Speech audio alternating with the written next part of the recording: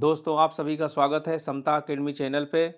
तो दोस्तों आरआरबी के द्वारा चाहे जो है एनटीपीसी का एग्ज़ाम हो, चाहे ग्रुप डी का एग्ज़ाम हो, चाहे जो है डिपार्टमेंटल जो एग्ज़ाम होते हैं, सभी के लिए जो है ये जियोग्राफी और आज हम देखेंगे वर्ल्ड जियोग्राफी स्पेशली विश्व भूगोल से पूछे गए वे सारे क्वेश्चन। तो ये आपके आने वाले RRB LP technician, group D, RRB NTPC और अन्य एग्जाम के लिए भी विश्व का जो भूगोल है वर्ल्ड जियोग्राफी काफ़ी इंपॉर्टेंट है। तो चलिए शुरू करते हैं। इस ब्रह्मांड में मौजूद प्रत्येक वस्तु जो पदार्थ से निर्मित है उसे वैज्ञानिकों ने क्या नाम दिया? तो वैज्ञानिकों ने है दोस्तों इसे द्रव्य नाम दिया। तो आंसर जो है डी टिक कीजिए। थोड़ा सा एक्सप्लेन कर देते हैं यहाँ पे। ब्रह्मांड में मौजूद प्रत्येक वस्तु जिस पदार्थ से निर्मित है उसे वैज्ञानिकों ने द्रव्य यानी मैटर नाम दिया है। विदित है कि वह वस्तु जो स्थान घेरती है, जिसमें द्रव्यमान होता है तथा जिसका अनुभव प्रत्यक्ष अथवा अप्रत्यक्ष हम अपनी इंद्रियों द्वारा कर सकते हैं, द्रव्य या पदार्थ कहलाता है, जैसे लोहा, कोयला, लकड़ी, कागज आदि। ठीक है, तो हम जो है एक्सप्लेन जहां जरूरी होगा वहां करेंगे, बाकी हम स्पीड में दोस्तों इस क्वेश्चन को देखेंगे। वैसे वीडियो जो है आप पॉज करके पूरा पढ़ भी सकते हैं। अभी देखिए दोस्तों क्वेश्चन नंबर 2 जो है, देखिए आकाशगंगा की निकटतम स्पाइरल गैलेक्सी कौन सी है? तो इसका दोस्तों आंसर हो जाएगा सी टिक कीजिए। आकाशगंगा की निकटतम स्पाइरल गैलेक्सी है एंड्रोमेडा गैलेक्सी जो है। ठीक है, नेक्स्ट क्वेश्चन देखते हैं। क्वेश्चन नंबर 3 जो है काफ़ी इंपॉर्टेंट है। देखिए काफ़ी जो है रिपीट हुआ ये। बिग बैंग सिद्धांत किसके द्वारा प्रतिपादित किया गया था? तो ये जो है जॉर्ज लेमेत्रे के द्वारा जो है प्रतिपादित किया गया था। तो बेल्जियम के ये खगोल एवं पादरी थे जॉर्ज लेमेत्रे। इन्होंने ब्रह्मांड की उत्पत्ति के संदर्भ में एक सिद्धांत का प्रतिपादन किया जिसे बिग बैंग सिद्धांत कहा जाता है। और ये काफ़ी इंपॉर्टेंट है दोस्तों। ब्रह्मांड की उत्पत्ति के संदर्भ में यह सर्वाधिक मान्य सिद्धांत है। ब्रह्मांड की जो उत्पत्ति है लगभग 15 अरब वर्ष पूर्व हुई थी। विस्तृत ब्रह्मांड सिद्धांत के प्रतिपादक एडविन हबल थे। अभी देखिए क्वेश्चन नंबर 4, हमारा ब्रह्मांड कितना पुराना है? तो इसका आंसर सही है। देखिए आंसर ए 13.7 बिलियन वर्ष जो है पुराना है। ठीक है, और इसको जो है डिटेल में आप यहाँ से पढ़िएगा। देखते हैं नेक्स्ट क्वेश्चन दोस्तों। जॉर्ज लेमेत्रे का संबंध जो है किस क्षेत्र से जुड़ा हुआ है? तो बिग बैंग सिद्धांत से, महाविस्फोटक सिद्धांत से। आकाशगंगा का आकार है, आकाशगंगा का आकार कैसा है? ये है सर्पिलाकार। ठीक है, नेक्स्ट देखते हैं क्वेश्चन नंबर 7। निम्नलिखित विकल्पों में से कौन सा आकाश में एक तारामंडल नहीं है? तो ये है लुब्धक। आंसर जो है सी टिक कीजिए। लुब्धक यानी साइरस तारामंडल नहीं, बल्कि यह आकाश में स्थित सबसे चमकीला तारा है जो ओरायन तारामंडल के निकट दिखाई देता है। तारों के विभिन्न समूह द्वारा बनाई गई विविध आकृतियों को तारामंडल कहते हैं, जैसे अर्सा मेजर, सप्तऋषि, ओरायन, कैसियोपिया आदि जो है। क्वेश्चन नंबर 8, गैस, धूल और अरबों सितारों का एक विशाल संग्रह कहलाता है, ये कहलाता है आकाशगंगा जो है।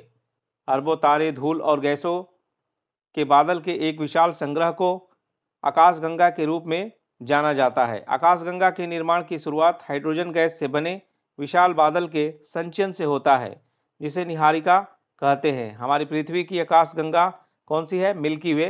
ये सर्पिल जो है आकृति की है। नेक्स्ट क्वेश्चन देखिए, क्वेश्चन नंबर 9 जो है, ब्रह्मांड का अध्ययन किस रूप में जाना जाता है? तो ये जो है कॉस्मोलॉजी। ब्रह्मांड का अध्ययन कॉस्मोलॉजी के रूप में जाना जाता है। कॉस्मोलॉजी में देखिए क्या करते हैं, ब्रह्मांड का अध्ययन। एंथ्रोपोलॉजी में मनुष्य जाति का अध्ययन या मानव शास्त्र।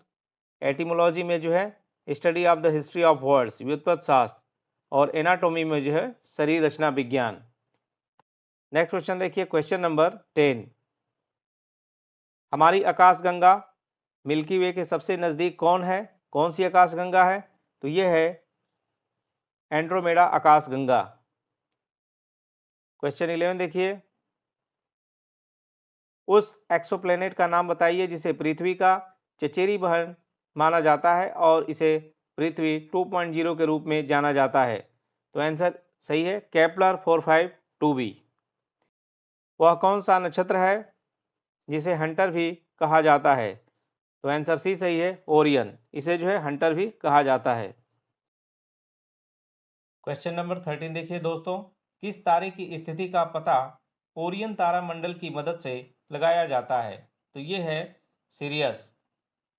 ठीक है, दिए गए विकल्पों में सीरियस तारे की स्थिति का पता ओरियन तारामंडल की मदद से लगाया जा सकता है।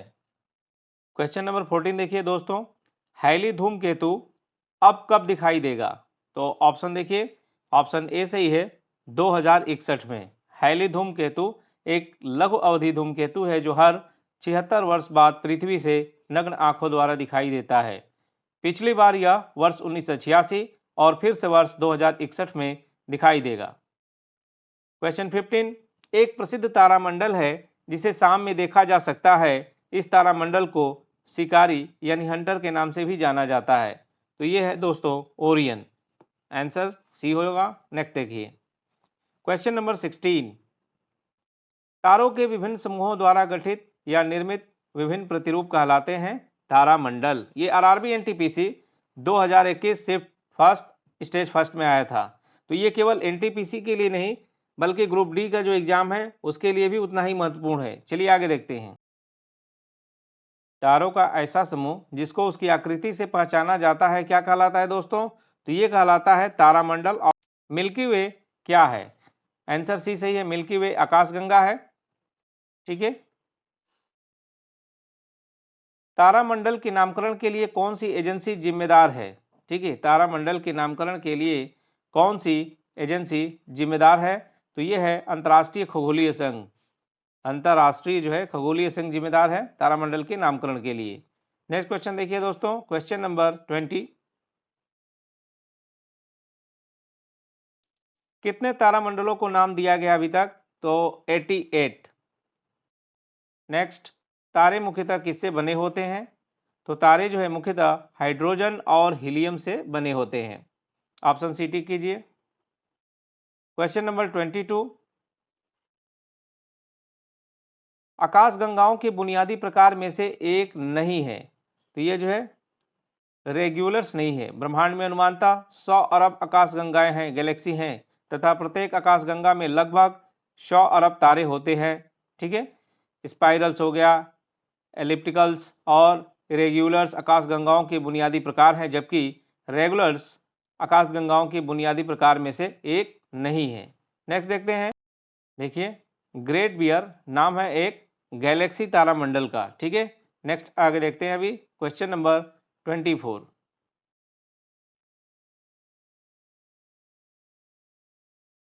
हब्बल का नियम संबंधित है। तो हब्बल का नियम किससे संबंधित है? यह है खगोलकी से संबंधित है।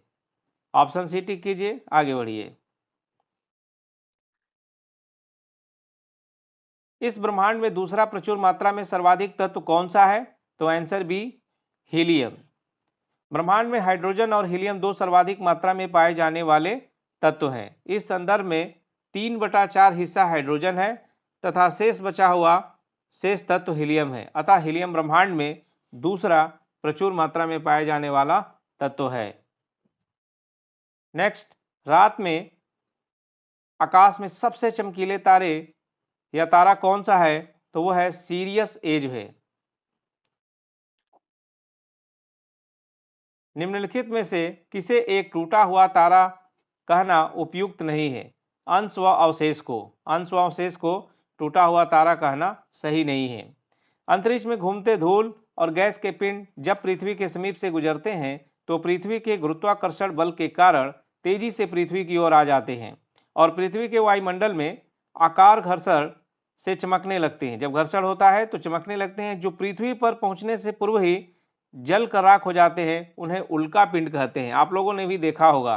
इन पिंडों को ही भ्रमवश टूटा हुआ तारा समझ लिया जाता है। मंगल व बृहस्पति की कक्षाओं के बीच मुख्य रूप से सूर्य की परिक्रमा करने वाले छोटे आकाशीय पिंड विभिन्न प्रकार के चट्टानी मलबे क्षुद्र ग्रह जिन्हें एस्ट्रॉयड कहते हैं। तारों का चमकना उनके ताप के कारण होता है। तारों का मुख्य संघटक हाइड्रोजन व हीलियम है। ग्रह वे खगोलीय पिंड है जो सूर्य का चक्कर लगाते हैं, जैसे पृथ्वी, मंगल, बृहस्पति, बुध, शुक्र आदि जो है। निम्नलिखित में से भिन्न को चुने। ऑप्शन ए लुब्धक, ऑप्शन बी मंगल ग्रह, option C Neptune, option D शनि ग्रह। तो इसमें हो जाएगा दोस्तों ऑप्शन ए। देखिए अभी एक्सप्लेन करते हैं। लुब्धक यानी सीरियस सबसे भिन्न है। लुब्धक जो है एक तारा है जो पृथ्वी से 8.6 प्रकाश वर्ष की दूरी पर है। प्रकाश वर्ष क्या है? खगोलीय जो है तारों के बीच का जो हम दूरी नापते हैं, खगोलीय दूरी नापने के लिए प्रकाश वर्ष का जो है प्रयोग किया जाता है। साइरस ए सूर्य से 2 गुना द्रव्यमान वाला तारा है। यह महास्वान तारा मंडल में स्थित है तथा रात्रि में सभी तारों से अधिक चमकीला नजर आता है। अन्य सभी हमारे सौर मंडल के ग्रह हैं। ठीक है, next question number 29। Hydrogen, helium और अन्य आयनित गैसों के तारे के बीच धूल के बादल को क्या कहा जाता है? तो नेबुला कहा जाता है। नेबुला यानी निहारिका अंतरतारकीय माध्यम में स्थित ऐसे अंतरतारकीय बादल को कहते हैं जिसमें धूल, हाइड्रोजन गैस, हीलियम गैस और आयनीकृत प्लाज्मा गैस उपस्थित हो। यह एक ब्रह्मांडी नर्सरी है जहां तारों का जन्म होता है। नेक्स्ट देखते हैं दोस्तों, एंड्रोमेडा क्या है? एंड्रोमेडा क्या है? तो ये है मिल्की वे की पड़ोसी आकाश गंगा जो है, मिल्की वे की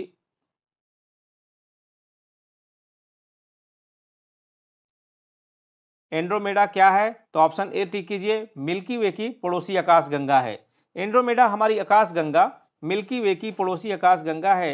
इसे अमावस्या की रात्रि में धब्बे के रूप में देखा जा सकता है। इसकी 2 छोटी उपग्रह आकाश गंगाएं हैं जिन्हें M32 और M110 के नाम से जाना जाता है।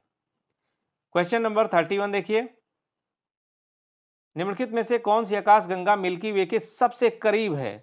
तो ऑप्शन सी एंड्रोमेडा गैलेक्सी जो है।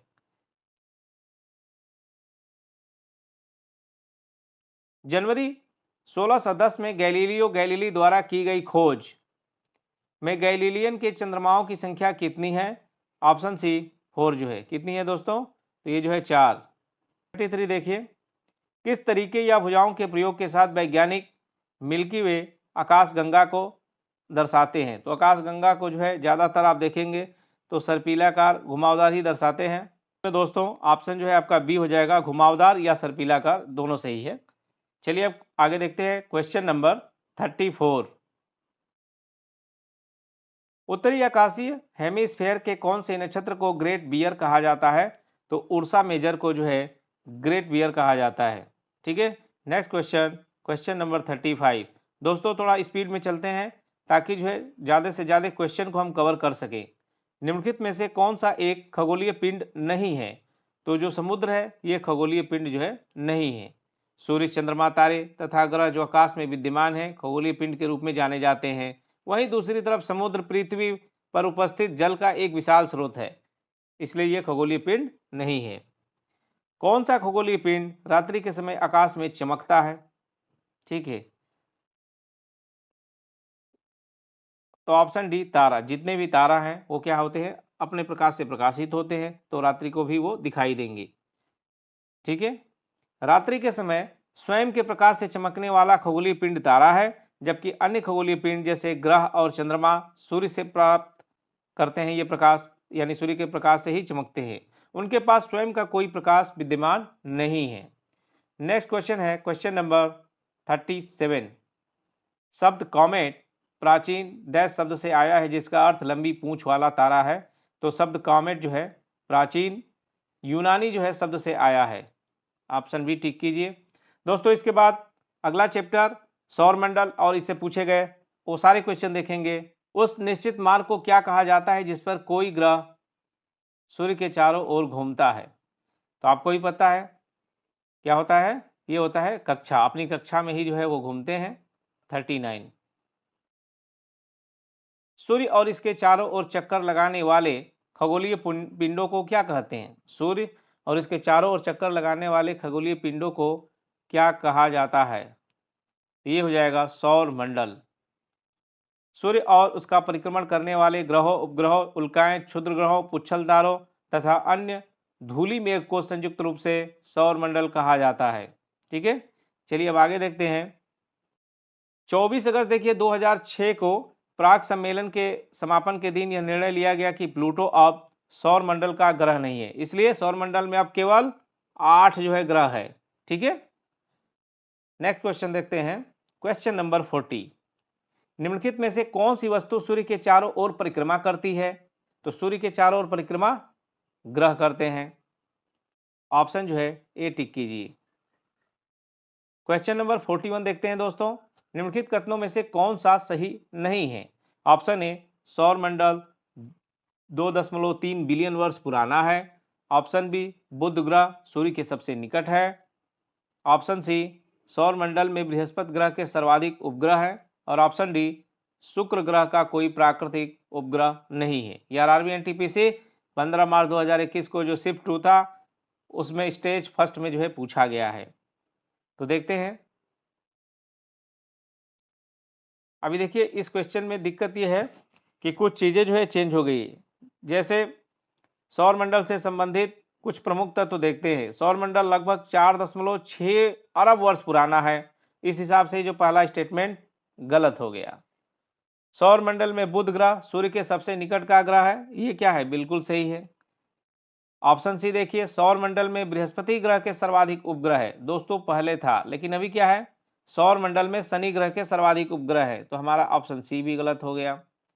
ऑप्शन डी देखिए, शुक्र ग्रह का कोई प्राकृतिक उपग्रह नहीं है।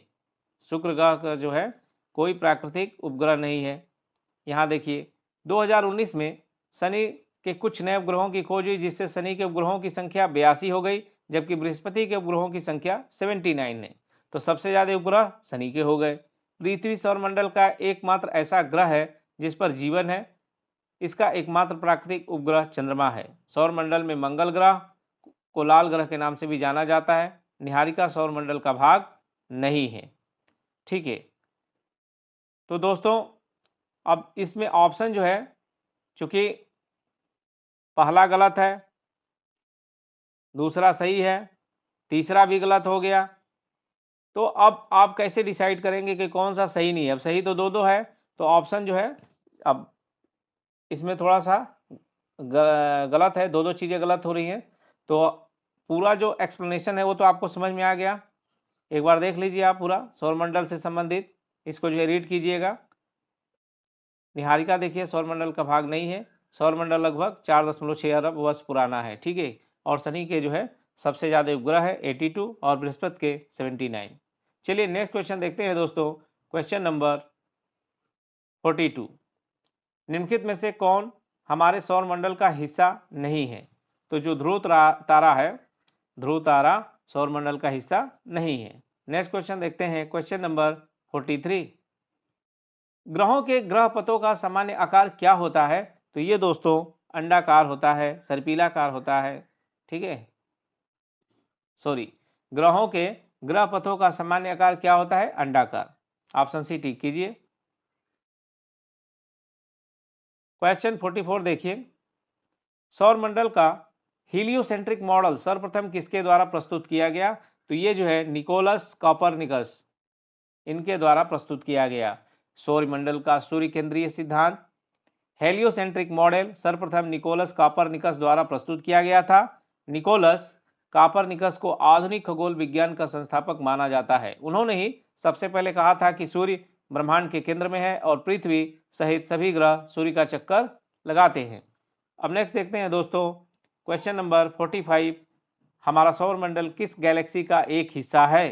तो ये है दोस्तों आकाशगंगा का हिस्सा है। ऑप्शन जो है सी टिक करना है आपको, ऑप्शन सी टिक कीजिए।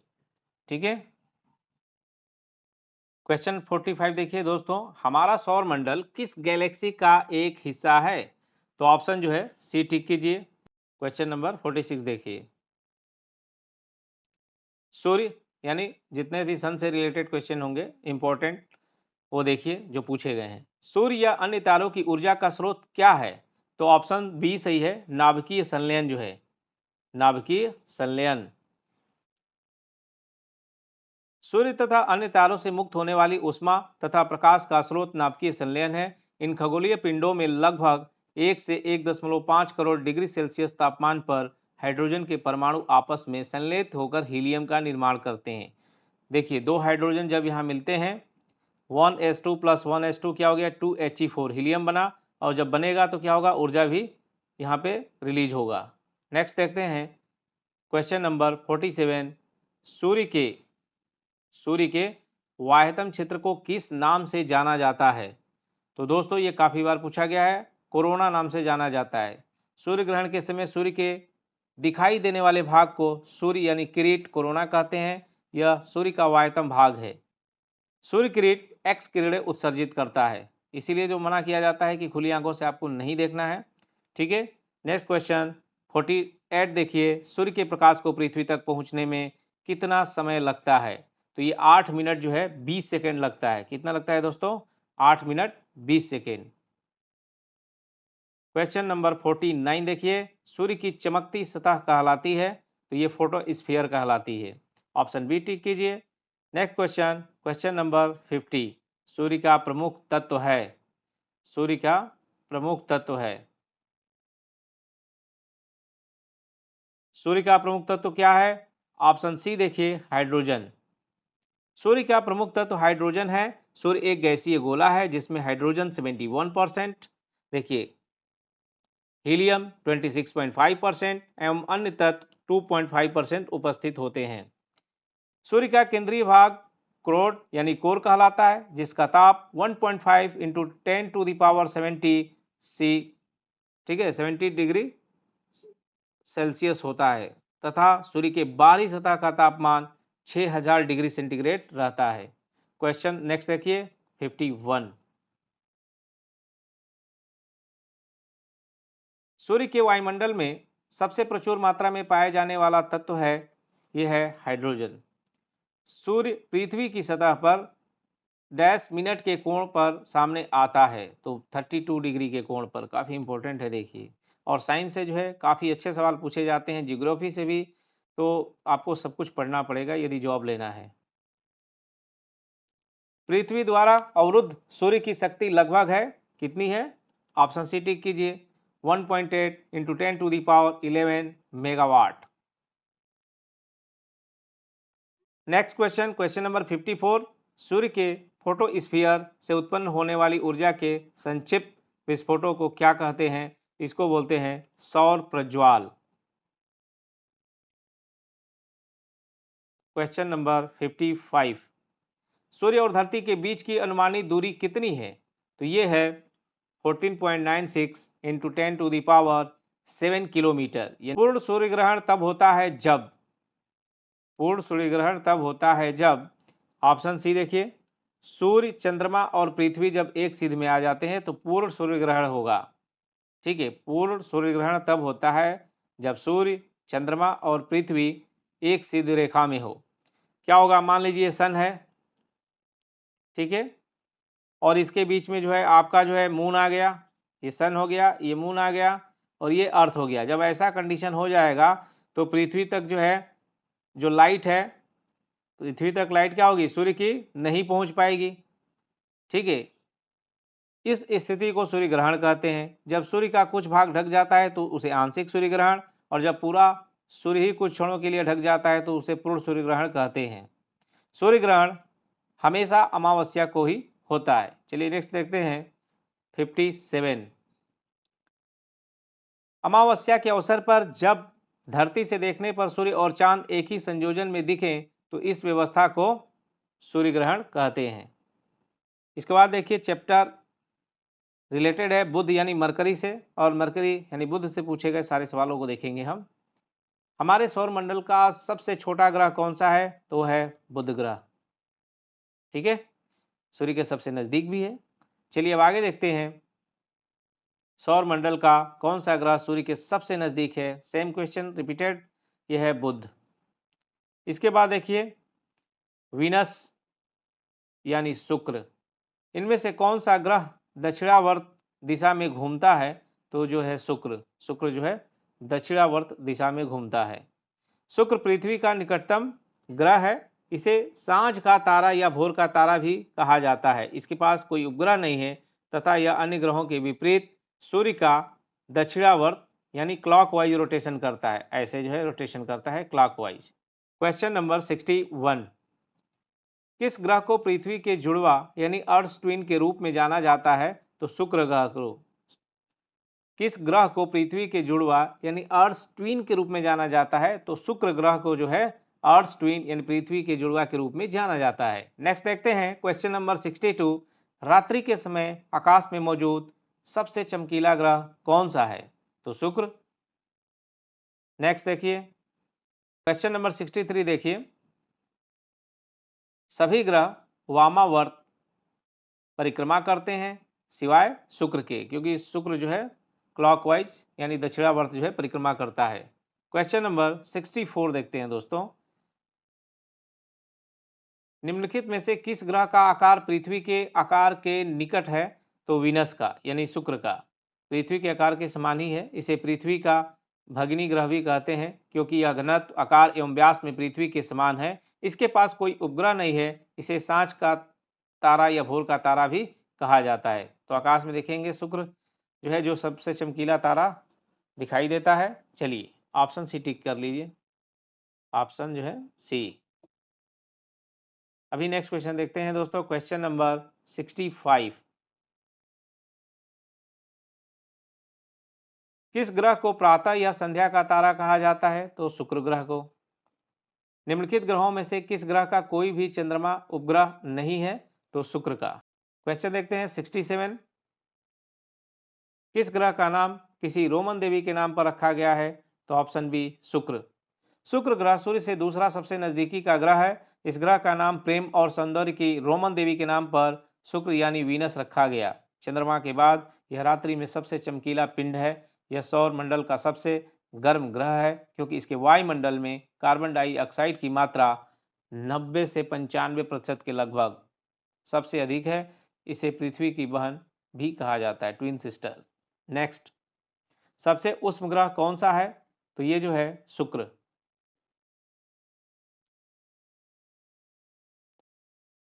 क्वेश्चन 69 देखिए, सौर मंडल का अत्यंत उष्म ग्रह कौन सा है? तो ऑप्शन ए टिक कीजिए, शुक्र। शुक्र यानी वीनस के वातावरण में निम्न गैसों में से ज्यादातर कौन सी शामिल है? तो अभी आपको बताया था हमने, सबसे ज्यादा 90 से 95% कार्बन डाइऑक्साइड, इसलिए काफी ये गर्म ग्रह है। ठीक है। 21, पृथ्वी का द्रव्यमान लगभग है। और देखिए आरआरबी ग्रुप डी 2018 में, ठीक है, कितनी बार पूछा गया है। देखिए शिफ्ट थर्ड हो गया, शिफ्ट सेकेंड हो गया, फर्स्ट हो गया, मतलब वेरी वेरी इंपॉर्टेंट। तो पृथ्वी का द्रव्यमान है लगभग 6 × 10⁻24 kg। याद रखिएगा, किसी वस्तु का भार उस पर पड़ने वाले गुरुत्वीय बल से निर्धारित होता है और अलग अलग स्थानों पर एक ही वस्तु का अलग अलग भार होता है। देखिए द्रव्यमान कभी नहीं चेंज होता है, लेकिन द्रव्यमान कभी चेंज नहीं होता है, लेकिन गुरुत्वाकर्षण बल यानी ग्रेविटेशनल जो फोर्स है वो जब चेंज होता है तो भार भी चेंज हो जाता है। अतः पृथ्वी का भार नहीं होता बल्कि द्रव्यमान होता है। पृथ्वी का द्रव्यमान वैज्ञानिक सिद्धांत के आधार पर लगभग 6 × 10⁻24 kg होता है। क्वेश्चन 72 देखिए, पृथ्वी किस चाल से सूर्य की परिक्रमा करती है? पृथ्वी जो है किस चाल से सूर्य की परिक्रमा करती है? पृथ्वी जो है सूर्य की परिक्रमा 67,000 मील प्रति घंटा 67,000 मील प्रति घंटा से करती है। ऑप्शन जो है सी टिक कीजिए। नेक्स्ट क्वेश्चन, क्वेश्चन नंबर 73, पृथ्वी का निकटतम तारा है सी। सूर्य जो है, सूर्य क्या है? पृथ्वी का निकटतम तारा है।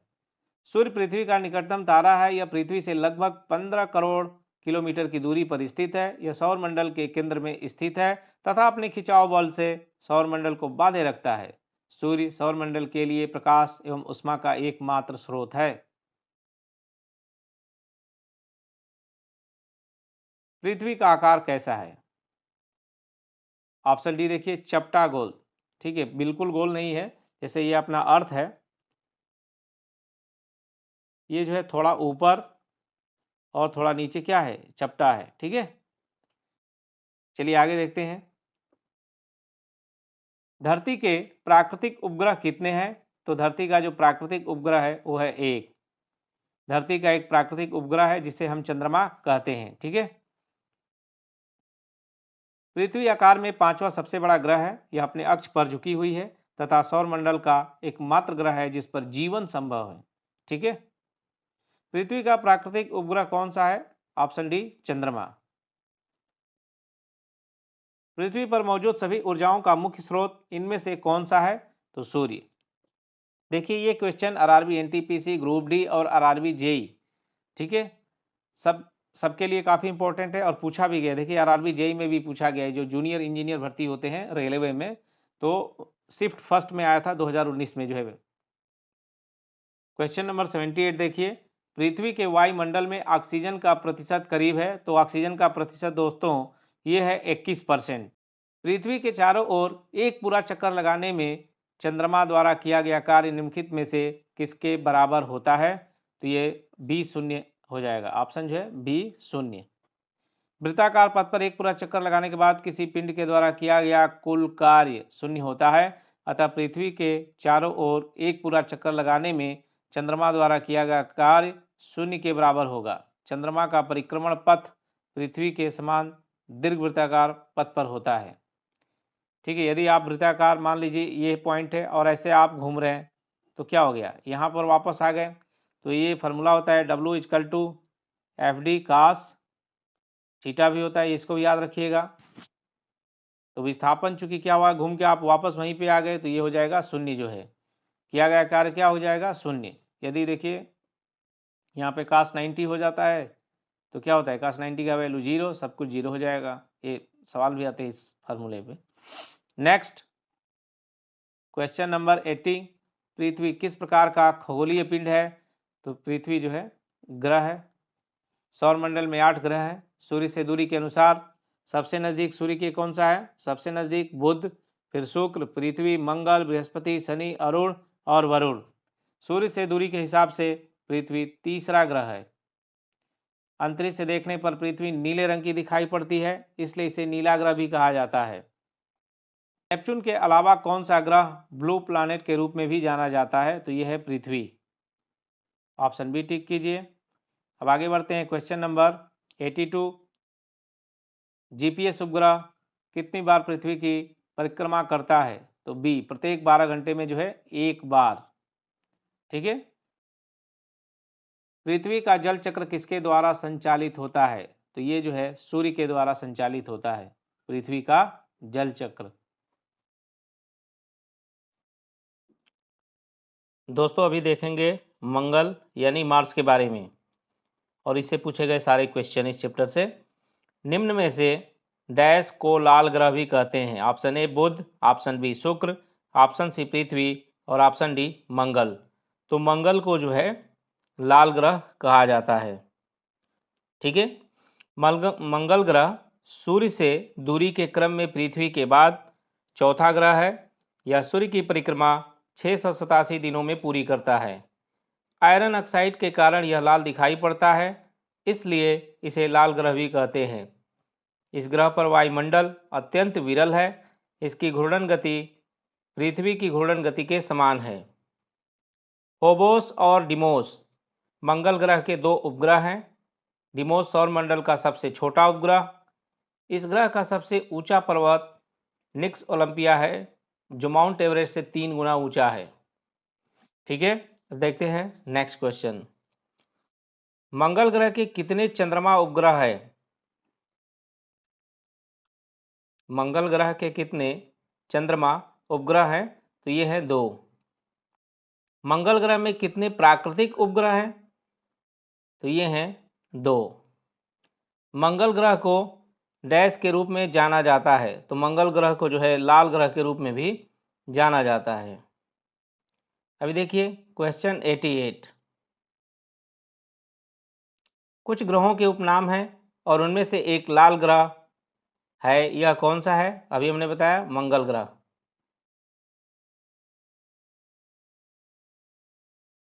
अभी देखिए दोस्तों बृहस्पति के बारे में यानी जुपिटर के बारे में। किस ग्रह के एक चंद्रमा का नाम गैनीमेड है? ग्रह के एक चंद्रमा का नाम गैनीमेड है, तो आंसर हो जाएगा बृहस्पति। बृहस्पति सौर मंडल का सबसे बड़ा ग्रह है। गैनीमेड इसका सबसे बड़ा उपग्रह है। इसके अन्य महत्वपूर्ण उपग्रहों में हिमालय, यूरोपा, आयो, लो, कैलिस्टो, पासिफे आदि जो है प्रमुख है। गैनीमेड एवं यूरोपा उपग्रह पर जलवाष्प के साक्ष्य पाए जाते हैं। नेक्स्ट क्वेश्चन देखेंगे दोस्तों।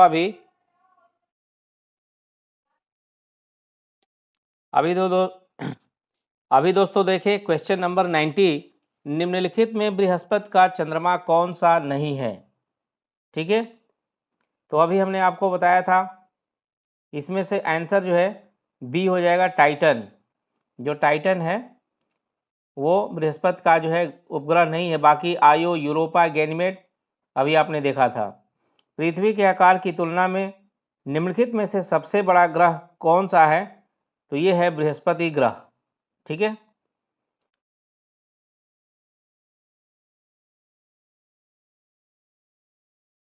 अभी देखिए, विशाल ग्रेट रेड स्पॉट के रूप में जाना जाता तूफान किस ग्रह से संबंधित है? तो ये जो है बृहस्पति से संबंधित है। और दोस्तों ये जो है आरआरबी एनटीपीसी स्टेज देखिए फर्स्ट में, ये 2016 शिफ्ट फर्स्ट में आ चुका है। नेक्स्ट क्वेश्चन देखिए, क्वेश्चन 93। निम्नलिखित में से कौन सी ग्रह का रंग नारंगी है और उस पर सफेद धारियां यानी बैंड है? तो ये है दोस्तों बृहस्पति। ठीक है,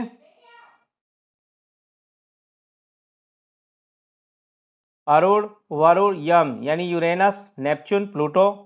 चलिए देखते हैं क्वेश्चन नंबर 94। प्लूटो ग्रह की खोज किसने की थी? आंसर जो है डी सही है, क्लाइड टॉमबॉग। चलिए अब इसका डिटेल में देख लेते हैं। आंसर डी का देखिए डिटेल में, प्लूटो ग्रह की खोज क्लाइड टॉमबॉग ने सन 1930 ईस्वी में की थी। यह सौरमंडल का दूसरा सबसे बड़ा बौना ग्रह है।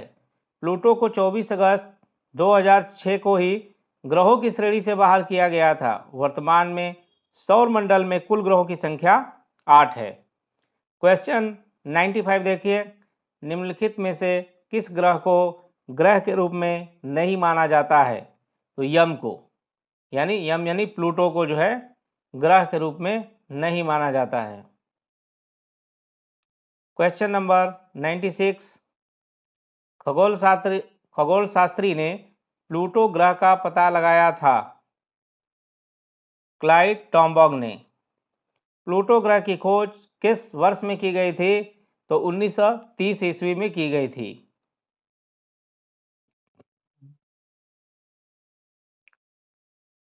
क्वेश्चन 98। प्लूटो के चांद का नाम क्या है? तो आंसर है चिरान। प्लूटो के चांद का नाम चिरान है। किस खगोलीय पिंड को 2006 तक ग्रह माना जाता था और उसके बाद से इसे ग्रह नहीं माना जाता है? आंसर ए सही है, यम यानी प्लूटो को। और ये देखिए आरआरबी जेई 2019 31 जो है मई 2019 को आया, शिफ्ट जो है फर्स्ट में। चलिए आगे देखते हैं। Question number 100। निम्नलिखित में से किसको हमारे सौरमंडल का एक ग्रह माना जाता था परंतु अब उसे बौना ग्रह, ड्वार्फ प्लैनेट कहते हैं? तो प्लूटो को यानी यम को जो है क्या कहते हैं? अब बौना ग्रह, ड्वार्फ प्लैनेट कहते हैं। निम्नलिखित में से किसे एक बौना ग्रह कहा जाता है? तो यह है प्लूटो। अभी देखिए यूरेनस ग्रह की खोज किसने की थी? यूरेनस ग्रह की जो खोज है सर विलियम हर्शेल ने किया था। यूरेनस यानी अरुण हमारे सौरमंडल में सूर्य से दूरी के क्रम में 7वां ग्रह है। व्यास के आधार पर यह सौरमंडल का तीसरा बड़ा और द्रव्यमान के आधार पर चौथा बड़ा ग्रह है। इसकी खोज 13 मार्च 1781 में खगोल शास्त्री सर विलियम हर्शेल ने की थी। Question number 103। निम्नलिखित में से कौन सा ग्रह मानव द्वारा खोजा गया प्रथम ग्रह है? वो है यूरेनस। ठीक है, अभी देखिए चंद्रमा यानी मून के बारे में देखेंगे। दोस्तों वीडियो को ज़्यादा से ज़्यादा लाइक करें, शेयर करें। चलिए दोस्तों देखते हैं अभी चंद्रमा के बारे में। इनमें से किस अवसर पर चंद्र ग्रहण यानी ल्यूनर एक्लिप्स होता है? तो ये जो है पूर्णिमा के दिन जो है चंद्र ग्रहण होता है। कब होता है दोस्तों? पूर्णिमा के दिन। चंद्र ग्रहण हमेशा पूर्णिमा की रात को होता है, जब सूर्य और चंद्रमा के बीच पृथ्वी आ जाती है। तब सूर्य का प्रकाश चंद्रमा तक नहीं पहुंच पाता है तथा पृथ्वी की छाया के कारण चंद्रमा पर अंधेरा छा जाता है। इस स्थिति को चंद्र ग्रहण कहते हैं। सूर्य ग्रहण हमेशा जो है अमावस्या को होता है। ठीक है, चलिए अब आगे देखते हैं।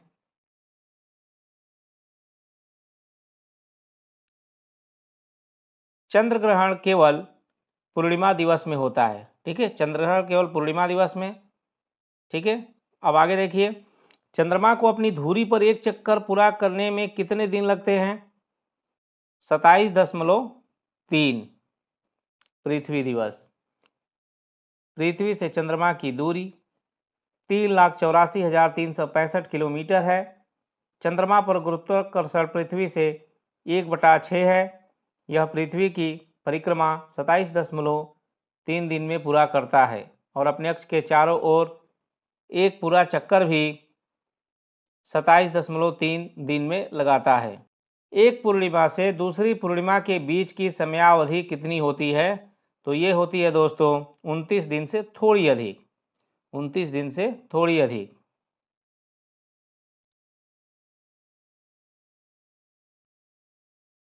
जब 3/4 चांद दिखाई देता है तो उसे क्या कहा जाता है? उसे जो है उन्नतोदर चंद्र कहा जाता है।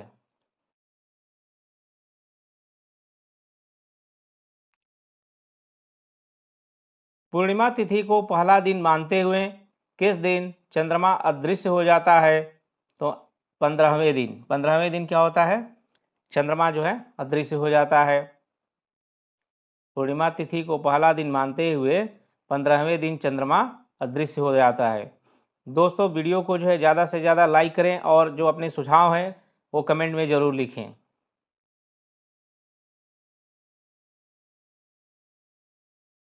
अभी देखिए दोस्तों क्वेश्चन नंबर 110। रात्रि के आकाश में सबसे चमकीली वस्तु कौन सी है? यह है चंद्रमा। ठीक है, पृथ्वी सौरमंडल का एकमात्र ग्रह है जिस पर जीवन संभव है। इसे नीला ग्रह भी कहा जाता है। इसका एकमात्र उपग्रह चंद्रमा है। यह रात्रि के समय आकाश में सर्वाधिक चमकीला पिंड है। चंद्रमा की सतह और उसकी आंतरिक स्थिति का अध्ययन करने वाले विज्ञान को सेलेनोलॉजी कहा जाता है। चंद्रमा पर धूल के मैदान को शांति सागर कहा जाता है। इसे जीवाश्म ग्रह भी कहते हैं। चंद्रमा की किस अवस्था में चंद्रमा अदृश्य होता है? अमावस्या। जब सूर्य और चंद्रमा दोनों पृथ्वी के एक ही छोर पर होते हैं तो इस स्थिति को चंद्रमास को प्रारंभ माना जाता है। चंद्रमा इस समय पृथ्वी से नजर नहीं आता है और इस स्थिति को अमावस्या कहते हैं। चंद्रमा पृथ्वी का एकमात्र और सौर प्रणाली का 5वां सबसे बड़ा उपग्रह है। इसे जीवाश्म ग्रह की उपमा प्रदान की जाती है।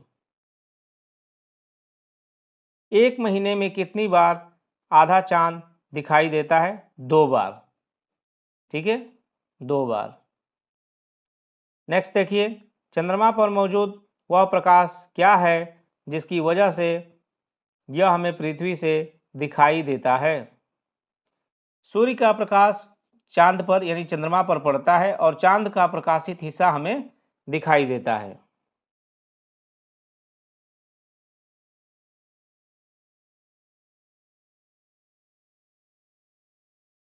चंद्रमा किस खगोलीय पिंड के चारों ओर घूमता है? तो ये जो है पृथ्वी के चारों तरफ। चंद्रमा पृथ्वी का एकमात्र प्राकृतिक उपग्रह है जो पृथ्वी के चारों ओर चक्कर लगाता है। यह सौरमंडल का 5वां सबसे विशाल प्राकृतिक उपग्रह है। यह खुद के प्रकाश से प्रकाशित नहीं होता बल्कि यह सूर्य के प्रकाश से प्रकाशित होता है। ब्लू मून क्या है? ठीक है, ब्लू मून क्या है? महीने में आने वाला दूसरा पूरा चांद। ठीक है, महीने में आने वाला दूसरा पूरा चांद। चलिए डिटेल में देखते हैं। एक कैलेंडर माह में 2 पूर्णिमाएं हो तो दूसरी पूर्णिमा का चांद ब्लू मून कहलाता है। इसका मुख्य कारण 2 पूर्णिमाओं के बीच अंतराल 31 दिनों से कम होना है। जब किसी वर्ष विशेष में 2 या अधिक माह ब्लू मून के होते हैं तो उसे ब्लू मून ईयर भी कहा जाता है।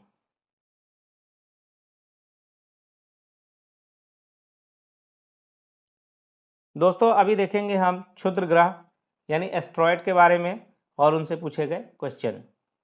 सूर्य का चक्कर लगाने वाले चट्टानों के छोटे छोटे टुकड़ों को क्या कहा जाता है? उल्कापिंड। ठीक है, उल्कापिंड सूर्य के चारों ओर चक्कर लगाने वाले पत्थरों के टुकड़ों को उल्कापिंड कहा जाता है।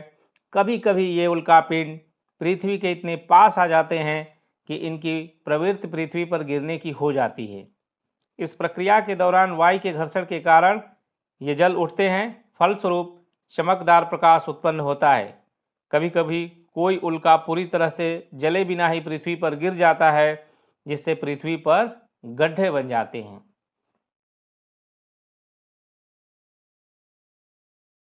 क्षुद्र ग्रह बेल्ट यानी एस्ट्रॉयड बेल्ट में कौन सा बौना ग्रह मौजूद है? तो यह है सेरस।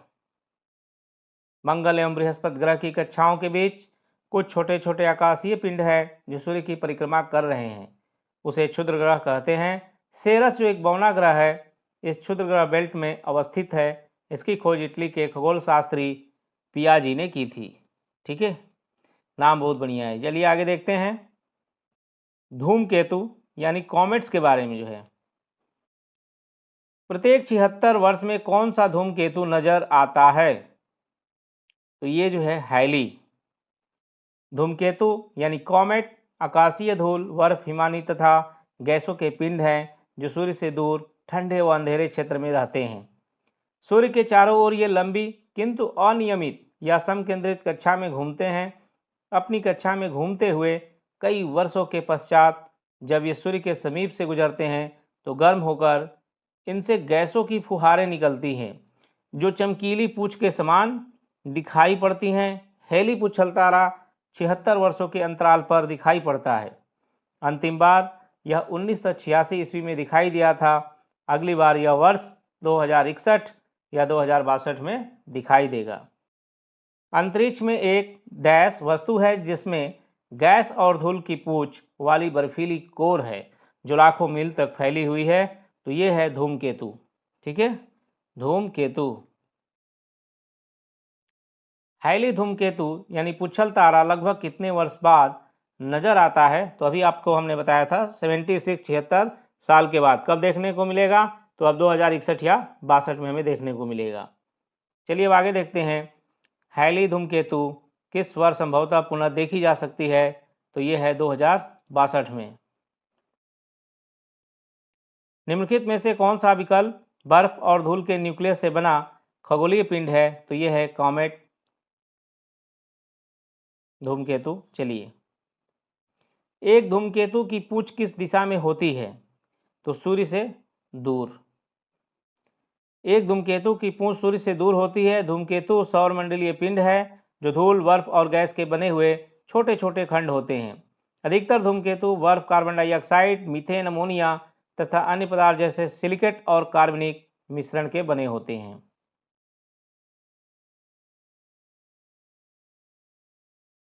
हैली धूमकेतु की कक्षीय अवधि है कितनी है? तो ये जो है 75। तभी तो 75 साल बाद, 76 साल बाद जो है हमें 76 साल के बाद दोबारा दिखाई देता है। हैली धूमकेतु की कौन से साल में पृथ्वी के आसपास के क्षेत्र में लौटने की उम्मीद है? तो ये है 2061। देखिए ऑप्शन में यहाँ 2061 दिया है। अगर 2062 देता है, कोई दोनों में से एक देगा, 2062 देगा तो 2062 टिक करना है आपको। दोस्तों चलिए अभी देखेंगे अर्थ के बारे में यानी पृथ्वी के बारे में। पृथ्वी की आंतरिक संरचना, internal structure of the earth. पृथ्वी का कौन सा भाग मैग्मा का मुख्य स्रोत है? तो आंसर जो है डी सही है, मेंटल जो है। अभी देखिए, मेंटल के ऊपरी भाग में मैग्मा चेंबर पाए जाते हैं जो पृथ्वी पर मैग्मा का मुख्य स्रोत है। भूगर्भ में प्रॉपर्टी के नीचे का भाग मेंटल कहलाता है। यह मोह असंबद्धता से आरंभ होकर 2900 किलोमीटर की गहराई तक पाया जाता है। मेंटल के ऊपरी भाग को दुर्बलता मंडल कहा जाता है। क्वेश्चन 127,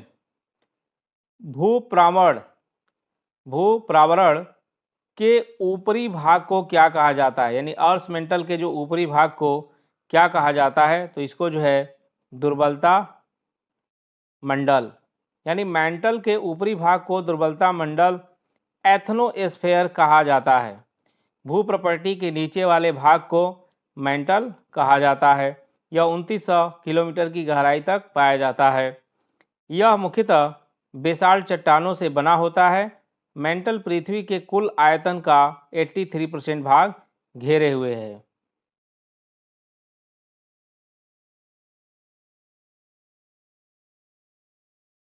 एथनोस्फीयर पृथ्वी की डैश के ऊपरी हिस्से का अत्यधिक श्यान, यांत्रिक रूप से दुर्बल एवं तननीय विकृतिशील क्षेत्र है। तो ये जो है प्रावरण। पृथ्वी का वायतम हिस्सा कौन सा है? पृथ्वी का वायतम हिस्सा कौन सा है? तो क्रस्ट जो है, सबसे ऊपर क्या होता है? क्रस्ट होता है। पृथ्वी का वायतम हिस्सा क्रस्ट। इसकी मोटाई महाद्वीपों व महासागरों के नीचे भिन्न है। महाद्वीपों के नीचे इसकी औसत मोटाई लगभग जो है 30 किलोमीटर और महासागरों के नीचे लगभग 5 किलोमीटर है। क्रस्ट को दो भागों, ऊपरी क्रस्ट और निचली जो है क्रस्ट में विभक्त किया गया है। इनके बीच घनत्व में असमानता को कोनराड असंबद्धता कहते हैं। क्रस्ट मुख्यतः सिलिका और एल्युमिनियम की बनी होती है। क्रस्ट जो है मुख्यतः सिलिका और एल्युमिनियम की बनी होती है। क्रस्ट और मेंटल के बीच की सीमा को मोह असंबद्धता कहते हैं। ठीक है।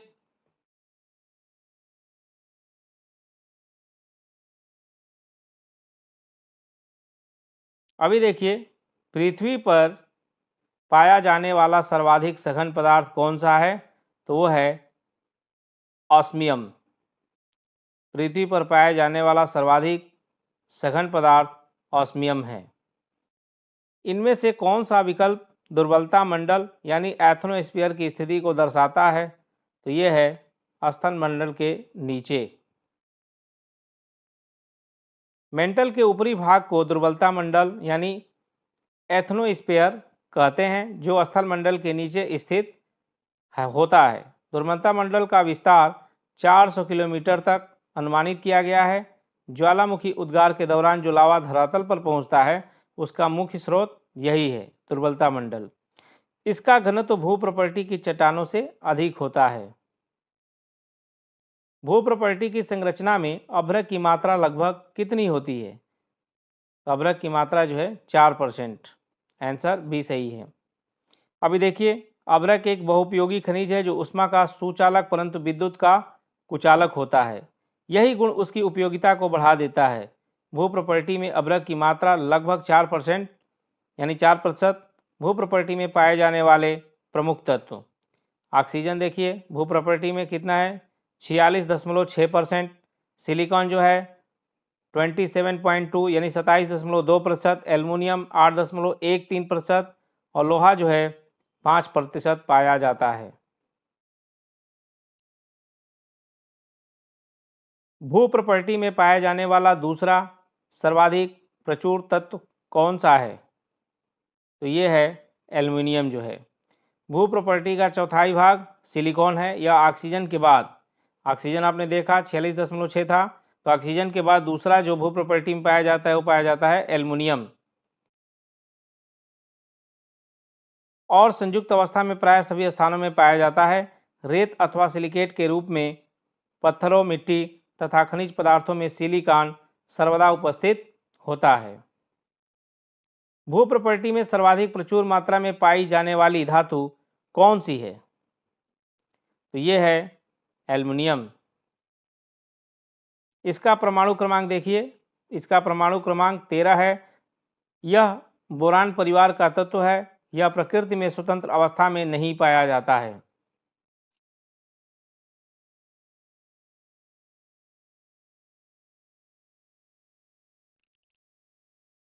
अभी नेक्स्ट क्वेश्चन 135, पृथ्वी के अध्ययन को किस नाम से जाना जाता है बताइए। तो भूगर्भ शास्त्र। पृथ्वी का अध्ययन किस में करते हैं? भूगर्भ शास्त्र में। पृथ्वी के अध्ययन को भूगर्भ शास्त्र, जियोलॉजी के नाम से भी जाना जाता है। विज्ञान की वह शाखा जिसमें पृथ्वी की आय, ज्वालामुखी क्रिया, भूस्खलन, भूकंप और पर्वत निर्माण का अध्ययन किया जाता है, उसे भूगर्भ शास्त्र कहते हैं। अभी देखिए पारिस्थितिकी, इसके अंतर्गत जीव समुदाय और उसके वातावरण के साथ पारस्परिक संबंधों का अध्ययन। जीव विज्ञान में क्या करते हैं? वनस्पति एवं जंतुओं का अध्ययन। आचार शास्त्र में मानव व्यवहार का अध्ययन किया जाता है। 136, धातुएं डैश पाई जाती हैं। तो धातुएं भू प्रॉपर्टी से पाई जाती हैं। पृथ्वी की सबसे ऊपरी एवं पतली परत को भू प्रॉपर्टी कहते हैं, जिसकी औसत मोटाई IUGG द्वारा 30 किलोमीटर जो है मानी गई है।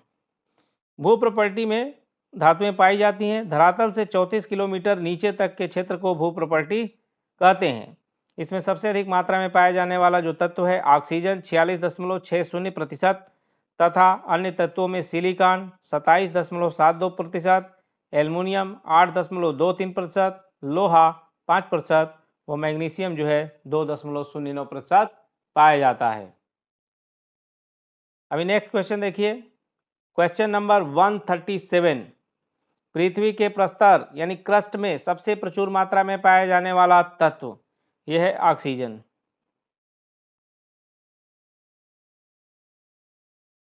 अभी हम देखेंगे अक्षांश यानी लेटिट्यूड्स। ठीक है, बसंत, विषुव या महाविषुव रात दिन बराबर होने का समय होता है, किस दिन होता है? तो ये जो है 21 मार्च को, 21 मार्च को जो है दिन रात बराबर होते हैं।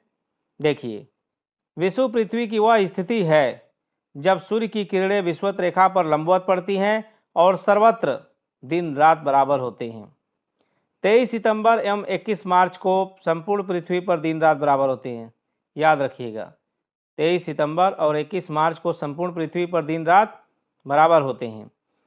इसे क्रमशः शरद विषुव एवं बसंत विषुव भी कहते हैं। पृथ्वी का अपने अक्ष पर झुका होने के कारण दिन रात छोटा बड़ा होता है।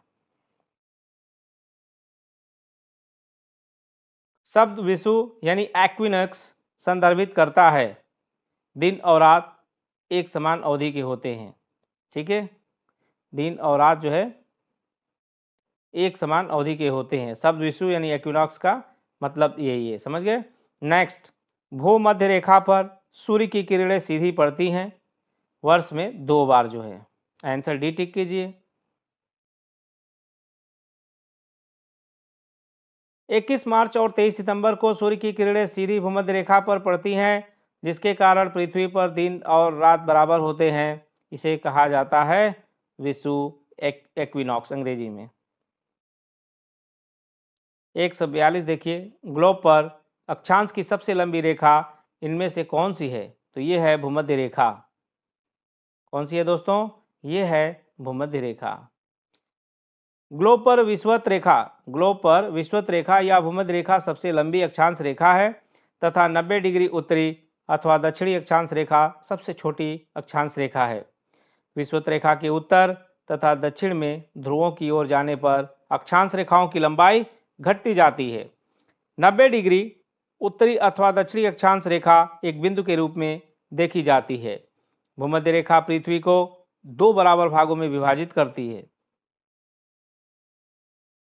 पृथ्वी की धुरी क्रांति वृत्त के तल पर के कोण पर आनत है, तो ये 66.5 डिग्री जो है। ठीक है, पृथ्वी आकार में 5वां सबसे बड़ा ग्रह है। पृथ्वी का अक्ष उसके कक्षा तल पर बने लंब से 23.5 डिग्री झुका हुआ है। दूसरे शब्दों में पृथ्वी का अक्ष पृथ्वी की कक्षा तल से 66.5 डिग्री यानी 66 डिग्री 30 मिनट का कोण जो है बनाता है। यह सौरमंडल का एकमात्र ग्रह है जिस पर जीवन है। इसका एकमात्र उपग्रह चंद्रमा है। 144 क्वेश्चन देखिए, निम्न में से कौन सा विकल्प विषुव का सबसे अच्छा वर्णन करता है? देखिए निम्न में से कौन सा विकल्प विश्व का सबसे अच्छा वर्णन करता है। ऑप्शन ए, पृथ्वी सूर्य के चारों ओर चक्कर लगा रही है। ऑप्शन बी, उत्तरी ध्रुव सूर्य की ओर झुका हुआ है। ऑप्शन सी देखते हैं। ऑप्शन सी, कोई भी ध्रुव सूर्य की ओर झुका नहीं है। और ऑप्शन डी है, दक्षिणी ध्रुव सूर्य की ओर झुका हुआ है। ऑप्शन सी जो है टिक कीजिए, कोई भी ध्रुव सूर्य की ओर झुका नहीं है। अब डिटेल में देखिए, विषुव एकमात्र ऐसा समय होता है जब दोनों गोलार्धों में दिन और रात का समान मात्रा में जो है अनुभव होता है, नहीं बराबर होता है। विषुव के समय कोई भी ध्रुव सूर्य की ओर नहीं झुका होता है। वर्ष में 2 बार ऐसी स्थिति भी होती है जब पृथ्वी का झुकाव न सूर्य की ओर होता है और न ही सूर्य से दूसरी ओर, बल्कि बीच में होता है। इस स्थिति को विषुव या एक्विनॉक्स कहा जाता है। पृथ्वी पर हर वर्ष 2 विषुव होते हैं। 21 मार्च को उत्तरी गोलार्ध में होने वाले विषुव को बसंत विषुव, 23 सितंबर को दक्षिणी गोलार्ध में होने वाले विषुव को शरद विषुव कहा जाता है। क्वेश्चन नंबर 145, भारत में किस तारीख को वर्ष का सबसे छोटा दिन माना जाता है। तो 22 दिसंबर को जो है सबसे छोटा दिन होता है। नेक्स्ट क्वेश्चन नंबर 146, एक विषुव यानी एक्विनॉक्स एक वर्ष में कितनी बार आता है। तो ये जो है 2 बार आता है। अभी हम लोग पढ़े भी थे 21 मार्च और 23 सितंबर को। नेक्स्ट क्वेश्चन देखिए अभी क्वेश्चन नंबर जो है 147, सामान्यतः पूरे ग्रह पर लगभग समान रात और दिन को कहते हैं। तो विषुव कहते हैं, एक्विनॉक्स जब दिन और रात बराबर होता है। निम्नलिखित शहरों में से कौन सा भूमध्य रेखा की लाइन पर पड़ता है। देखिए 4 कंट्री दिया है, पेंटियोनॉक है, कैरो है, पोर्ट ब्लेयर है, अदीस अबाबा है। अभी देखिए निम्नलिखित शहरों में से कौन सा भूमध्य रेखा की लाइन पर पड़ता है। तो ये है ऑप्शन ए, ऑप्शन जो है ए, पेंटियोनॉक सिटी जो है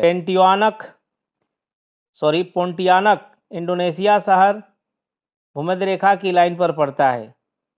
पोंटियानक इंडोनेशिया शहर भूमध्य रेखा की लाइन पर पड़ता है। भूमध्य रेखा पर स्थित देश कौन कौन से हैं। देखिए कांगो, गैबोन, कांगो लोकतांत्रिक गणराज्य Uganda, Kenya, Somalia, Maldives, Indonesia, Kiribati, Ecuador, Colombia, Brazil है। भूमध्य रेखा को वास्तव में न छूने वाला सबसे निकटतम देश पेरू है। कर्क रेखा है 23.5 डिग्री उत्तरी अक्षांश जो है, कर्क रेखा 23.5 डिग्री उत्तरी अक्षांश। भूपृष्ठ पर विषुवत रेखा या भूमध्य रेखा के उत्तर या दक्षिण में एक या उत्तर पर किसी भी बिंदु को पृथ्वी के केंद्र से मापी गई कोणीय दूरी अक्षांश रेखा कहलाती है। यह पृथ्वी को 2 बराबर भागों में बांटती है। उत्तरी गोलार्ध में 23.5 डिग्री उत्तरी अक्षांश रेखा कर्क रेखा कहलाती है और 66.5 डिग्री उत्तरी उपध्रुव वृत्त कहा जाता है।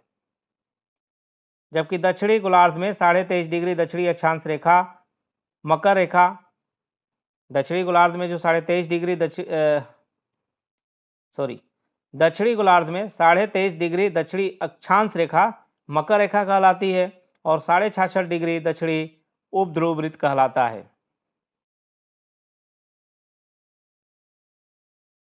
अभी देखेंगे दोस्तों देशांतर यानी लॉन्गिट्यूड्स। क्वेश्चन नंबर 150, निम्नलिखित में से किस देश में एक से अधिक मानक या म्यूतर रेखाएं यानी स्टैंडर्ड मेरिडियन है। तो ये हो जाएगा यूएसए में। यूएसए में एक से अधिक मानक या म्यूतर रेखाएं हैं। कुछ देशों का देशांतरीय विस्तार अधिक होने के कारण सुविधा के लिए एक से अधिक मानक समयों को अपनाया गया है, जैसे रूस, फ्रांस, संयुक्त राज्य अमेरिका, ऑस्ट्रेलिया।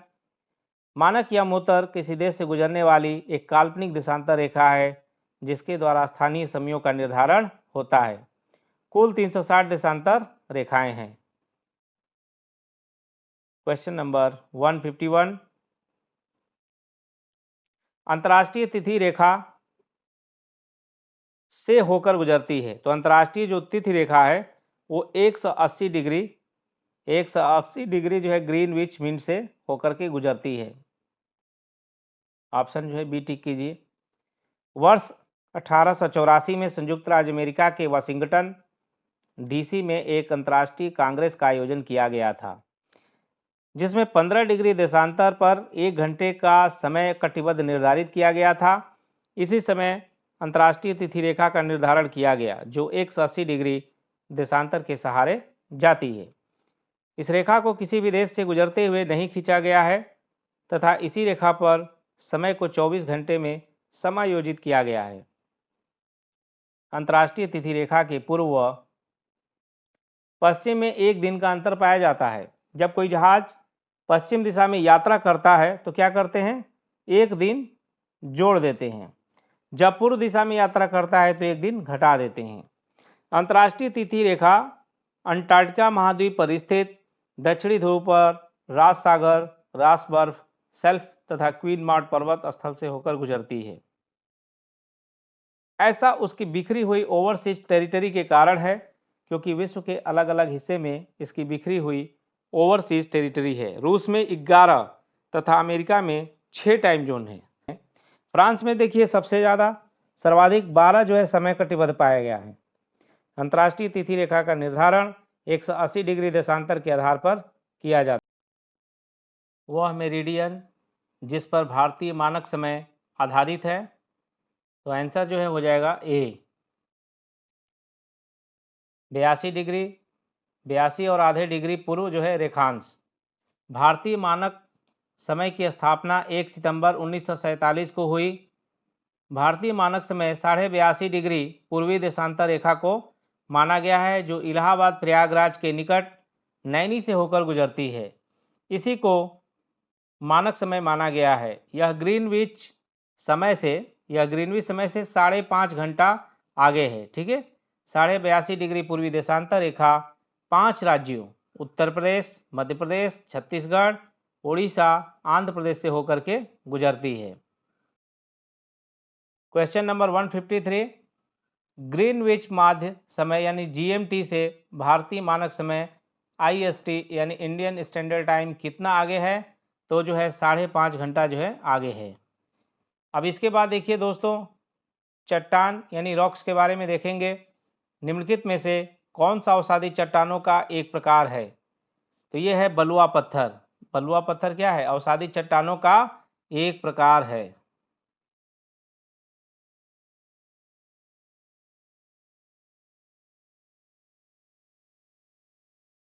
अभी देखिए क्वेश्चन नंबर 155, क्वार्टजाइट डैश प्रकार का एक सेल होता है, तो ये जो है रूपांतरित सेल है। क्वार्टजाइट एक रूपांतरित चट्टान है जो मूल रूप से शुद्ध क्वार्ट्ज बलुआ पत्थर से बनी है। यह आमतौर पर सफ़ेद भूरे रंग का होता है। यह बलुआ पत्थर के रिक्रिस्टलाइजेशन के बाद उत्पन्न होता है। क्वेश्चन नंबर 156 देखिए, ग्रेनाइट चट्टानें किस प्रकार की चट्टानें होती हैं, तो ये जो है आग्नेय चट्टानें होती हैं। ग्रेनाइट एक प्रकार की आग्नेय चट्टान है। ये धरातल के नीचे स्थित तप्त एवं तरल चट्टानी पदार्थ मैग्मा के ठंडा होकर जम जाने के बाद निर्मित होती है। इसके अन्य उदाहरण ग्रेनाइट, बेसाल्ट, ग्रेवो आदि हैं। क्वेश्चन नंबर 157, किसी चट्टान में नत वलन यानी डाउनफॉल्ट को क्या कहा जाता है, तो इन्हें जो है अभिनति कहा जाता है। भूप्रपटलीय संपीड़न बल अभिनति रचना के लिए उत्तरदायी है। जब 2 क्षैतिज बल एक ही दिशा में या 2 दिशाओं में आमने सामने कार्य करते हैं तो संपीड़न होता है। संपीड़न के कारण चट्टानों में वलन तथा समवलन बढ़ जाते हैं। क्षैतिज संचलन द्वारा उत्पन्न वलन का भाग नीचे मुड़कर धंस जाता है, जिसके परिणाम स्वरूप अभिनति रचना का निर्माण होता है, जबकि ऊपर उठे भाग को अपनति कहा जाता है। आगे देखिए, पिघली हुई मैग्मा से बनने वाली चट्टानों को कहा जाता है, तो इन्हें आग्नेय चट्टान कहा जाता है। आंसर सी होगा। चलिए डिटेल में देख लेते हैं। ज्वालामुखी से निकले लावा या मैग्मा के ठंडा होने पर जो चट्टानें बनती हैं वे आग्नेय चट्टानें कहलाती हैं। इनमें परतें और जीवाश्म नहीं पाया जाता है। इसमें धात्विक खनिज जैसे सोना, तांबा एवं जस्ता आदि पाया जाता है। चट्टानों के टूटकर परत दर परत जमने से अवसादी चट्टानों का निर्माण होता है, जैसे बलुआ पत्थर, चूना पत्थर आदि। ये क्या है? अवसादी चट्टानें हैं। ताप दाब एवं रासायनिक क्रियाओं के कारण आग्नेय एवं अवसादी चट्टानों का रूप बदल जाता है, जिसे कायांतरित चट्टान कहा जाता है। क्वेश्चन नंबर 159 देखिए दोस्तों, ग्रेनाइट किसका एक उदाहरण है? ग्रेनाइट जो है किसका उदाहरण है? तो ग्रेनाइट जो है दोस्तों आग्नेय चट्टान है। ठीक है, ग्रेनाइट क्या है? आग्नेय चट्टान है। अभी आगे देखते हैं दोस्तों क्वेश्चन नंबर 160।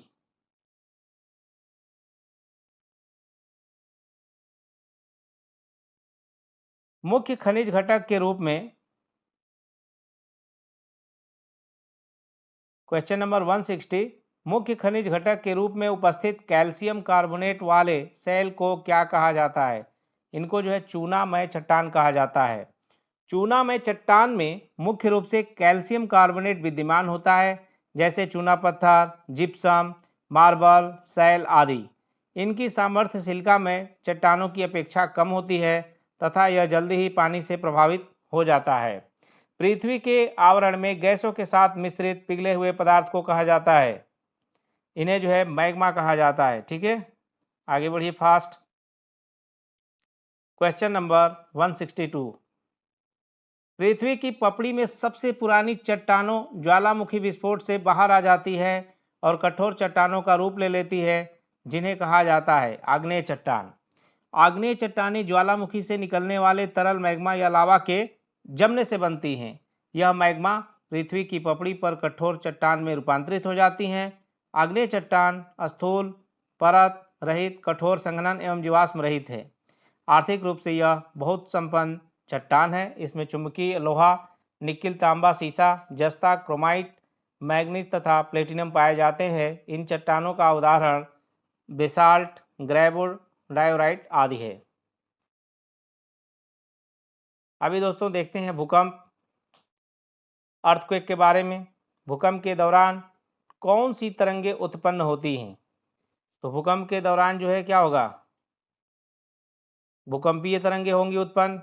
भूकंप भूपृष्ठ पर होने वाला आकस्मिक कंपन है, जो भूगर्भ में चट्टानों के लचीलेपन या गुरुत्वाकर्षण की सम स्थिति के कारण होने वाले समायोजन का परिणाम होता है। यह प्राकृतिक व मानवीय दोनों कारणों से हो सकता है। जो भूकंप है प्राकृतिक व मानवीय दोनों कारणों से हो सकता है। भूकंप के दौरान जो भूकंपीय तरंगें हैं यानी सिस्मिक वेव्स है उत्पन्न होती है, जिन्हें 3 श्रेणियों में रखा जाता है। प्राथमिक अथवा अनुदैर्ध्य तरंग यानी प्राइमरी और लॉन्गिट्यूडिनल वेव्स, अनुप्रस्थ अथवा गौण तरंगे सेकेंडरी और ट्रांसवर्स वेव्स, और तीसरा है धरातलीय तरंगे यानी सरफेस और लॉन्ग पीरियड वेव्स जो है। ठीक है, चलिए आगे देखते हैं क्वेश्चन नंबर 164 जो है। क्वेश्चन नंबर 164,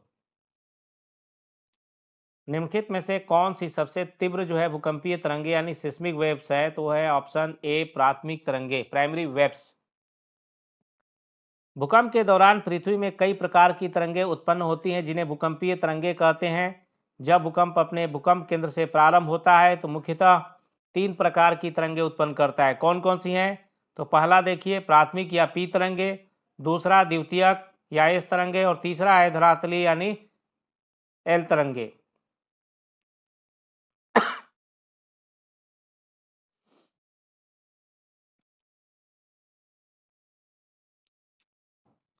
अभी देखिए दोस्तों, प्राथमिक भूकंपीय तरंगों की चाल सबसे तीव्र लगभग 8 किलोमीटर जो है प्रति सेकेंड। जो प्राथमिक तरंगे हैं इनकी चाल सबसे तेज होती है 8 किलोमीटर प्रति सेकेंड। ये तरंगे ध्वनि की भांति अनुदैर्ध्य तरंगे होती हैं। उच्च घनत्व वाली चट्टानों में इनकी गति 8 से 14 किलोमीटर प्रति सेकेंड होती है। ये ठोस, द्रव तथा गैस पदार्थों में यात्रा कर सकती है, मैंने तीनों में ये मूव कर सकती है प्राइमरी वेव्स। किन भूकंपीय तरंगों में अनुप्रस्थ विस्थापन शामिल होता है? तो ये है एस तरंगे। एस तरंगों में अनुप्रस्थ विस्थापन होता है। पी तरंगों के बाद एस तरंगे पृथ्वी की सतह पर पहुंचती हैं। यही कारण है कि इन्हें द्वितीयक तरंगे यानी सेकेंडरी वेव्स अथवा गौड़ तरंगे भी कहते हैं। ये केवल ठोस माध्यम में गमन करती है। ये प्रकाश तरंगों के समान अनुप्रस्थ तरंगे होती हैं। अनुप्रस्थ तरंग में कणों का कंपन या दोलन तरंग की दिशा के लंबवत होता है। दोस्तों, वायुमंडल में ऐसे रेडॉन गैस नहीं मिलती है, लेकिन जहां भूकंप आती है वहां पर जो है रेडॉन गैस जो है पाया जाता है। चलिए आगे देखते हैं, भूकंप की किन तरंगों में अनुप्रस्थ विस्थापन शामिल है। तो अभी हमने देखा एस तरंगे यानी सेकेंडरी वेव्स में होता है। निम्नलिखित में से कौन सी सुनामी का कारण नहीं है।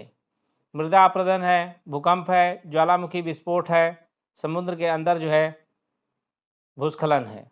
समुद्र के अंदर भूस्खलन, तो मृदा अपरदन नहीं होगा, बाकी सभी सुनामी का रीजन है। देखते हैं, अंतःसागरीय भूकंपों द्वारा उत्पन्न लहरों को सुनामी कहा जाता है।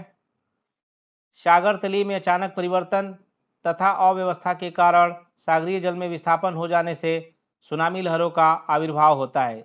सागरीय तल में सागर तलीय में परिवर्तन के प्रमुख कारण जो सुनामी के लिए उत्तरदायी है वो कौन कौन से हैं। देखिए, तली में भ्रंशन, भूकंप, ज्वालामुखी विस्फोट, समुद्र के अंदर भूस्खलन, अवपातन आदि जो है सुनामी के कारण है। मृदा अपरदन किसी भी प्रकार से सुनामी के लिए जिम्मेदार नहीं है। चलिए आंसर ए जो है टिक कर लिए थे।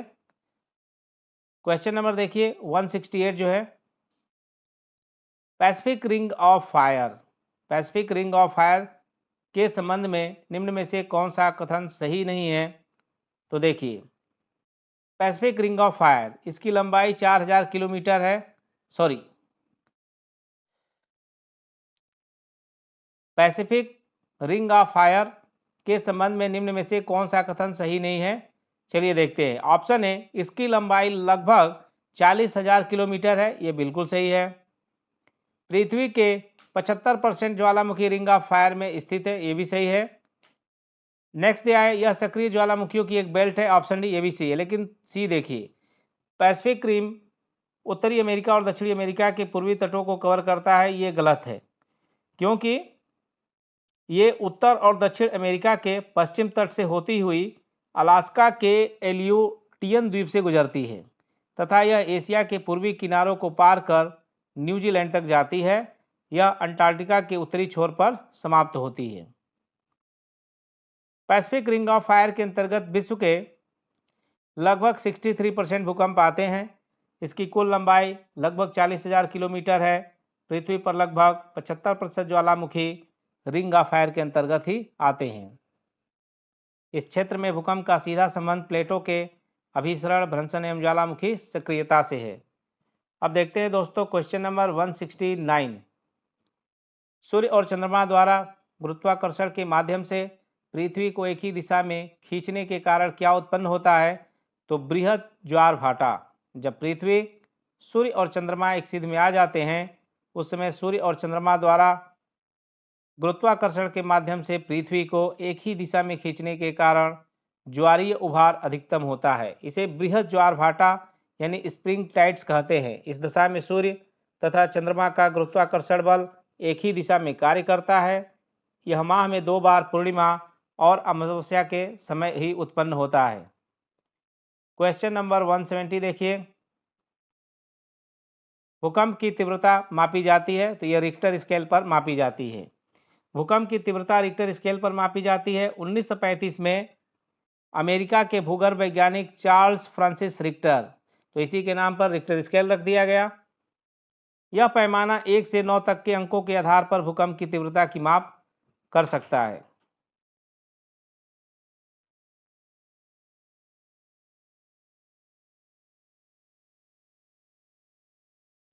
भ्रंश समतल के साथ चट्टानों के पिघलने के कारण उत्पन्न होने वाले भूकंप को क्या कहा जाता है। तो ये जो है विवर्तनिक भूकंप।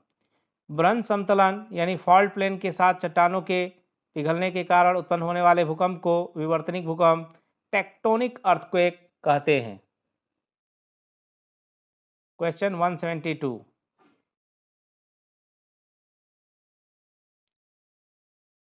के अंतर्गत भूकंपों का अध्ययन किया जाता है। तो भूकंपों का जो अध्ययन होता है, अर्थक्वेक का जो स्टडी करते हैं वो करते हैं सिस्मोलॉजी में। भूकंप विज्ञान भौतिक भूगोल की एक प्रमुख शाखा है। जो भूकंप विज्ञान है भौतिक भूगोल की एक प्रमुख शाखा है, जिसके अंतर्गत भूकंपों का वैज्ञानिक अध्ययन एवं तथ्यपूर्ण विश्लेषण किया जाता है। भूकंप के वैज्ञानिक अध्ययन के माध्यम से पृथ्वी तथा अन्य ग्रहों के आंतरिक भाग की संरचना और स्थिति के बारे में जानकारी प्राप्त होती है। क्वेश्चन नंबर देखिए दोस्तों 173, निम्नलिखित प्राकृतिक घटनाओं में कौन सी घटना भूकंप का कारण बनती है? यह है ज्वालामुखी विस्फोट। भूकंप भूपटल का कंपन अथवा लहर है जो धरातल के नीचे अथवा ऊपरी चट्टानों के लचीलेपन या गुरुत्वाकर्षण की सम स्थिति में क्षणिक अव्यवस्था होने पर उत्पन्न होती है।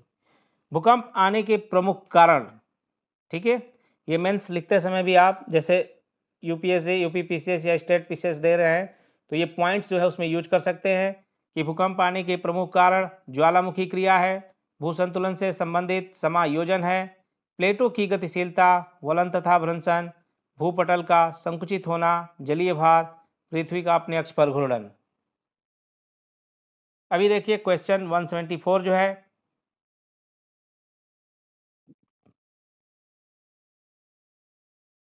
जिस तरह बैरोमीटर दाब से संबंधित है ठीक उसी तरह सिस्मोग्राफ जो है भूकंप की तीव्रता नापता है, इसलिए भूकंप से संबंधित है। ऑप्शन ए टिक कीजिए।